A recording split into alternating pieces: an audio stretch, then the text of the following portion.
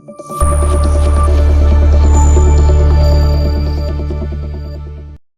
am the Lady of the Rosary. I am going to lead them to my Son through peace and love.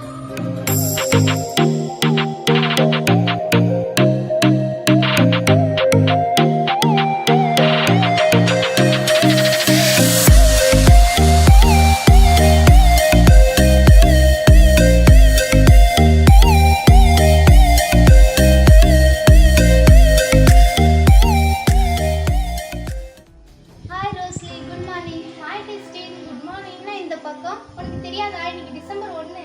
ஓ ஆமால, இன்னைக்கு world AIDS டே. ஆமா, அதை பத்தி தானே நம்ம பேசலாம். பேசலாமா? பேசலாமே. எல்லோருக்கும் அன்பான காலை வணக்கம். இப்போ நாங்கள் எதை பற்றி சொல்ல வந்திருக்கோம்னா HIV பற்றி சொல்ல வந்திருக்கோம். HIV வந்து எப்படி எய்ட்ஸாக மாறுது, எய்ட்ஸ் எப்படி பரவும், அதற்கான அறிகுறிகள்லாம் என்னன்னா, எய்ட்ஸால் பாதிக்கப்பட்டவர் வந்து நம்ம எப்படி பார்த்துக்கணும், அதை பற்றி தான் நாங்கள் சொல்ல வந்திருக்கோம். HIV என்றால் என்ன, அதை பற்றி தான் நான் சொல்ல போகிறேன். HIVன்றது ஒரு வைரஸ். HIV வைரஸோட ஃபுல் ஃபார்ம் என்னன்னா ஹியூமன் இம்யூனோ டிஃபிஷியன்சி வைரஸ். இது கடந்த நூற்றாண்டில் ஆப்பிரிக்காவில் இருக்க சிம்பான்சி குரங்குகள்கிட்டருந்து காட்டில் இருக்க மற்ற குரங்குகளுக்கு இந்த வைரஸ் பரவிச்சு. இது மனிதர்களுக்கு எப்படி பரவிச்சுன்னா, அதோட ரத்தத்தின் மூலயமாகவும் அதோட தகாத உறவு கொண்டதன் மூலயமா தான் இந்த HIV வைரஸ் மனிதர்களுக்கு பரவியது. அடுத்து என்னன்னா எய்ட்ஸோட full form acquired human immuno deficient syndrome. HIV என்பது நோய்க்கேடி, அதாவது ஒரு வைரஸ் தான். HIVயால் எந்த உயிரிழப்பையும் நம்மளுக்கு ஏற்படுத்தாது. ஆனால் முற்றிலும் நிலையான எய்ட்ஸ் தான் நம்மளுக்கு வந்து கொடிய விளைவை வந்து ஏற்படுத்தும். எய்ட்ஸோட குறிக்கோள் என்னன்னா, நம்ம உடம்புல இருக்கிற எதிர்ப்பு சக்தி, அதாவது வெள்ளை அணுக்கள். HIV வந்து வெள்ளை அணுக்களோட ஃபைட் பண்ணி வெள்ளை அணுக்கள் டெத் ஆகிட்டோன்னே நம்மள்ட்ட இருக்கிற எதிர்ப்பு சக்தி குறைஞ்சிடும். ஆனால் தான் இது எய்ட்ஸ் வந்து நம்ம உடம்புல வந்து சீக்கிரமாக அஃபெக்ட் ஆகுது. HIV பாசிட்டிவ் உள்ளவருக்கு வந்து எய்ட்ஸ் ஆனது எளிதாக தாக்கிடும். நான் எதை பற்றி சொல்ல போகிறேன்னா, HIV வந்து நம்ம மனித உடம்புல இருக்கிற எதிர்ப்பு சக்திகளை அழிச்சிட்ட பிறகு தான் நம்ம உடம்புக்குள்ள நுழையும். அது மாதிரி நுழையும் போது சில பேருக்கு வந்து சில அறிகுறி தோன்றும். என்ன அறிகுறினா, ஃப்ளூ, காய்ச்சல் போன்ற ஜுரம் ஏற்படும். HIVயால் பாதிக்கப்பட்டு 3லேருந்து 6 வாரங்களுக்கு அப்புறம் தான் இந்த அறிகுறிலாம் தோன்றும். ஃப்ளூ காய்ச்சல் ஜுரம் வந்து 2 வாரங்கள் வரைக்கும் நீடிக்கும். இந்த அறிகுறிகள்லாம் ஏன் தோன்றுதுன்னா, HIV கிருமிக்காக நம்ம உடம்புல வந்து எதிர்த்து போராடும் போது தான் இந்த அறிகுறிகள்லாம் தோன்றுது. இதோட இறுதி நிலையில் HIV வைரஸ் வந்து நம்ம உடம்புல இருக்க எதிர்ப்பு சக்திகளை அழிச்சிட்டு உடம்புக்குள்ள நுழையுது. 3லிருந்து 6 மாதங்களுக்கு பாதிக்கப்பட்டவர் உடம்புல வந்து HIV வந்து நிரந்தரமாக தங்கிடுது. சில பேருக்கு ஒரு வாரத்தில் தெரிய அறிகுறி, சில பேருக்கு 2 வாரம் அப்படி தெரியும். ஆனால் சில பேருக்கு 10 வருஷம் ஆனால் கூட அதற்கான அறிகுறிகள்லாம் தெரியாது. இப்போ ஆரோக்கியமான மனித உடம்புல வந்து வெள்ளை அணுக்களின் எண்ணிக்கை வந்து 450லிருந்து 1200 மைக்ரோலிட்டர் இருக்கும். இதே HIVயால் பாதிக்கப்பட்ட ஒரு உடம்புல வந்து 200 கீழே தான் இருக்குது. அதனால தான் இது முற்றிலும் நிலையான எய்ட்ஸ் வந்து அவங்கள வந்து சீக்கிரமாக தாக்கிடுது. HIV எப்படி பரவுதுன்னா, HIVயால் பாதிக்கப்பட்ட ஒருத்தவங்க மூலயமா தான் HIV பரவுது. அதாவது எதிர்பாலினர் வந்து பாதுகாப்பற்ற தகாத உடல் உறவு மூலயமா பரவுது. ஒரே பாலினர் கொள்கிற தகாத உடல் உறவு மூலயமாவும் பரவுது. இது கணவன் மனைவிக்கு எப்படி பரவுதுன்னா, கணவன் மனைவியான ஒருத்தவங்க HIV வைரஸால் பாதிக்கப்பட்டிருந்தா அதன் மூலயமா மற்றவங்க பாதிக்கப்படுவாங்க. அப்புறம் சுத்திகரிக்கப்படாத ரத்தம், அதாவது HIV எய்ட்ஸ் பேஷண்டோட பிளட் எடுத்து வேற யாருக்குன்னா செலுத்தினாங்கன்னா அதன் மூலயமா HIV எய்ட்ஸ் பரவும். அடுத்து சுத்திகரிக்கப்படாத ஊசி, HIV எய்ட்ஸ் இருக்கிற ஒரு பேஷண்ட்டுக்கு ஒரு இன்ஜெக்ஷன் போட்டு அந்த ஊசியை வேற யாருக்குன்னா போட்டால் அதன் மூலயமா பரவுது. அடுத்து பாதிக்கப்பட்ட தாய் மூலயமா குழந்தைக்கு பரவுது. பாதிக்கப்பட்ட தாய்ப்பால் மூலயமா தாய்ப்பால் குடிக்கிற குழந்தைக்கும் பரவுது. இதன் மூலயமாலாம் எய்ட்ஸ் பரவினாலும் அதிக அளவு பாதுகாப்பற்ற தகாத உடல் உறவு மூலயமா தான் பரவுது. குறிப்பாக 15 வயசுலேருந்து 40 வயது இருக்கவங்க தான் அதிகமாக பாதிக்கப்படுறாங்க. இந்த வைரஸ் வந்து HIVயா மனித உடம்புக்குள்ள நுழையும். ரொம்ப நாளைக்கு அப்புறம் தான் எய்ட்ஸாக மாறுது. இப்போ எய்ட்ஸ் வந்துட்டா அதுக்கான அறிகுறிகள்லாம் என்னென்னா, பெரிதான அறிகுறிகள், அவங்களுக்கு வந்து நிமோனியா ஏற்படும். அப்புறம் ஒரே மாதத்தில் வந்து 10 கிலோ எடை குறைஞ்சிடுவாங்க, பேதி ஆகும். அவங்களுக்கு சிறிதான அறிகுறிகள் என்னன்னா, தொடர்ச்சியாக இருப்பிக்கிட்டே இருப்பாங்க, வாயிலையும் தொண்டையிலையும் புண்ணு வரும். அதனால அவங்களுக்கு சாப்பிட்றதுக்கு வந்து ரொம்ப கஷ்டமாக இருக்கும், உடம்பு வலிக்கும், கை கால்லாம் வலிக்கும். என்னென்ன பாதிப்புகள் ஏற்பட வாய்ப்பு இருக்குதுன்னா, மூளை காய்ச்சல பாதிப்பு ஏற்பட வாய்ப்பு இருக்குது. அதே போல் நுரையீரலில் பாதிப்பு ஏற்பட வாய்ப்பு இருக்குது. அப்போ காச நோயிலையும் பாதிப்பு ஏற்பட வாய்ப்பு இருக்குது. அவங்களுக்கு வந்து ஞாபக மறதி இருக்கும். இப்போ ஹெச்ஐவியால் பாதிக்கப்பட்டவர்கள் வந்து நம்ம எப்படி அரவணைத்து அவங்கள பார்த்துக்கணுன்னா, நம்மளுக்கு எப்படி இந்த சமுதாயத்தில் வந்து ஈக்குவலாக சமமான உரிமை இருக்குதோ அதே மாதிரி அவங்களுக்கும் இந்த சமுதாயத்தில் வந்து சமமான உரிமை இருக்குது. நம்மளும் எங்கே வேணால் சுதந்திரமாக போகலாம், அதே போல் அவங்களும் எங்கே வேணால் போகலாம். அவங்கள வந்து நம்ம அன்பால் பார்த்துக்கணும். அவங்களுக்கு உனக்கு எய்ட்ஸ் இருக்குன்னு அவங்கள ஒதுக்கிடக்கூடாது. அவங்களும் நம்மள மாதிரி ஒரு மனுஷங்க தான், உனக்கு ஒன்றும் இல்லை அப்படின்னு சொன்னாலே அவங்க நல்லா தான் இருப்பாங்க, சந்தோஷமாக இருப்பாங்க. இவங்களுக்கு வந்து அரசாங்கம் வந்து சலுகை கொடுக்குறாங்க. மாதம் 1000 ரூபாய் கொடுக்குறாங்க. வயதானவர்களுக்கு வந்து ஓய்வு ஊதியம் தராங்க. அவங்களுக்கு ஒரு அட்டை மாதிரி இருக்குது, அவங்க பஸ்ஸில் போகலாம் வரலாம். அந்த அட்டை காமிச்சு அவங்க ஃப்ரீ, நம்மள மாதிரி எங்கே வேணால் போகலாம், எங்கே வேணால் வரலாம். அவங்களுக்கும் சமமான உரிமை இருக்குது. அதனால நம்ம ஹெச்ஐவி எய்ட்ஸால் பாதிக்கப்பட்டவங்கள ஒதுக்கிடக்கூடாது. அவங்களையும் சக மனிதர்களாக தான் நினைக்கணும். ஹெச்ஐவி எய்ட்ஸால் பாதிக்கப்பட்டவங்களை நம்ம ஒதுக்கும் போது அவங்களுக்கு அது கஷ்டமாக இருக்கும். அவங்களுக்கும் அந்த சமுதாயத்தில் எல்லாம் உரிமை இருக்குது. அவங்க நம்மளோட ஒன்றா பணிபுரியலாம், ஒன்றா பேருந்தில் வரலாம், ஒன்றா ஸ்கூலில் படிக்கலாம். அது எதுவும் தப்பு கிடையாது.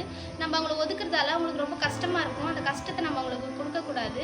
அவங்களையும் எல்லாத்துக்கு போல நம்ம அரவணைக்கணும். இப்போ நம்ம குடும்பத்தில் யாருமே எய்ட்ஸ் வந்தால் நம்ம ஒதுக்கிறோமா, அந்த மாதிரி இல்லாமல் அவங்களையும் நம்ம சக மனிதர்களாக நினச்சி அன்பாக அரவணைக்கணும்.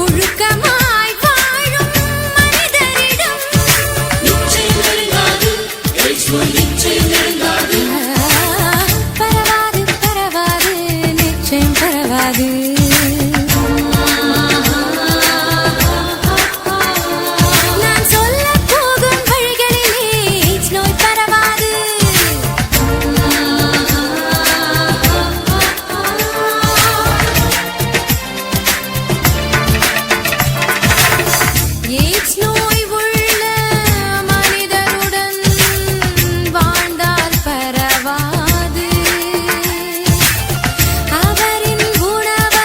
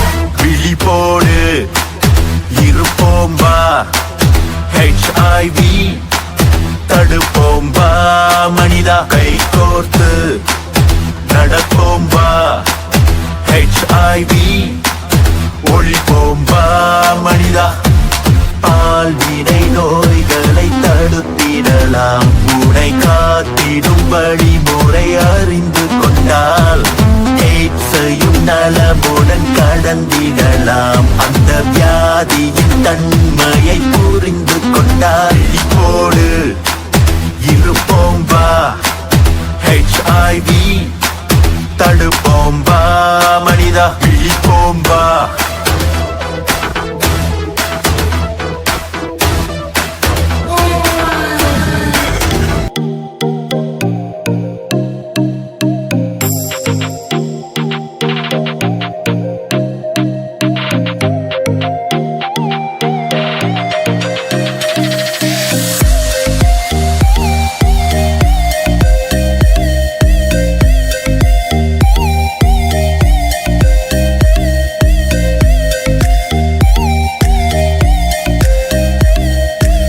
சொன்னதெல்லாம் உங்களுக்கு புரிஞ்சிருக்கும்னு நினைக்கிறேன்.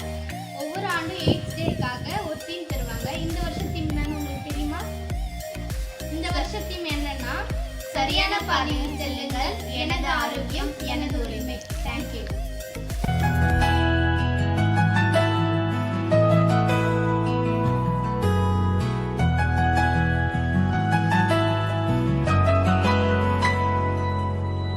அழகான கண்கள் என்னை கண்டதாலே முடிந்ததென்று நினைத்த நான் உயிர் வாழ்கின்றேன் அழகான கண்கள் என்னை கண்டதாலே முடிந்ததென்று நினைத்த நான் உயிர் வாழ்கின்றேன் யாரும் அறியாத என்னை நன்றாயறிந்து தேடி வந்த நல்ல நேசரே